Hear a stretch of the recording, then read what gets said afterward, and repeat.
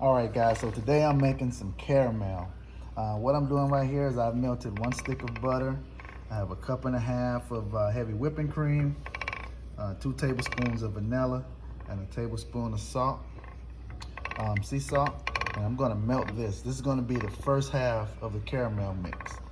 And once I get the butter melted down, I'll let this cool and we'll move over into our caramel mix with our sugar and water. Okay, so guys, this is the second part of my caramel mix. We have the first part done. We're letting that sit down and get room temperature. Right here, I have a 1/4 cup of water, and I'm gonna add to it a 1.5 cups of sugar. And this is gonna make the most awesome caramel that you ever tasted. No more, I'll put my flame on a medium-high heat, and you can stir a little bit, but at the beginning, but after that, just leave it alone, let it sit there. Resist the urge to manipulate your caramel, because if you do that, it's gonna crystallize and you'll have chunks. So once you just get all of the water incorporated with the sugar, you just let it sit. Like some of the stuff that you should do is have your equipment and utensils already there. So I have a little brush that I'll use to brush down the sides with a little bit of water.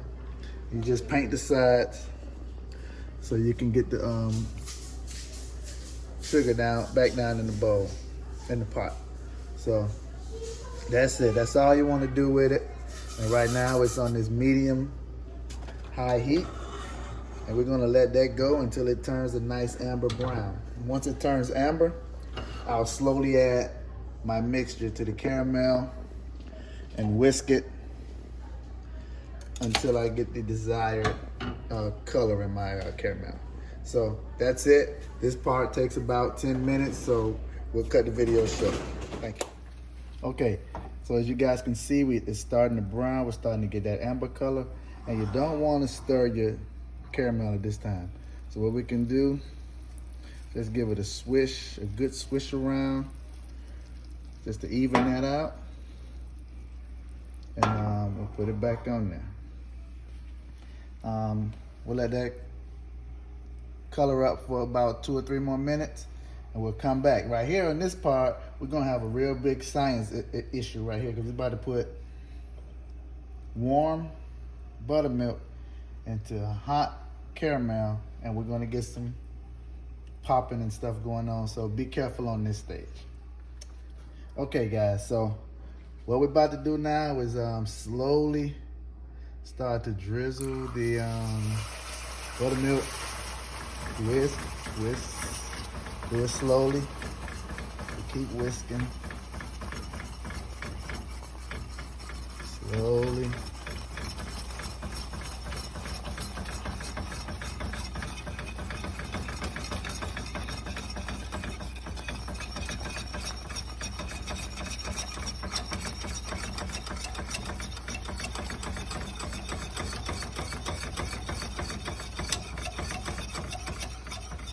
Okay, so now I have the heat off.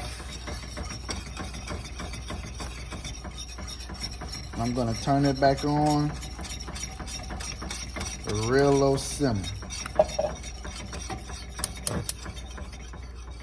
Very low. And you can see we got that caramel going. I mean, you can use this on almost anything. I'm making it for a cake, but you can dip your apples in it for Halloween.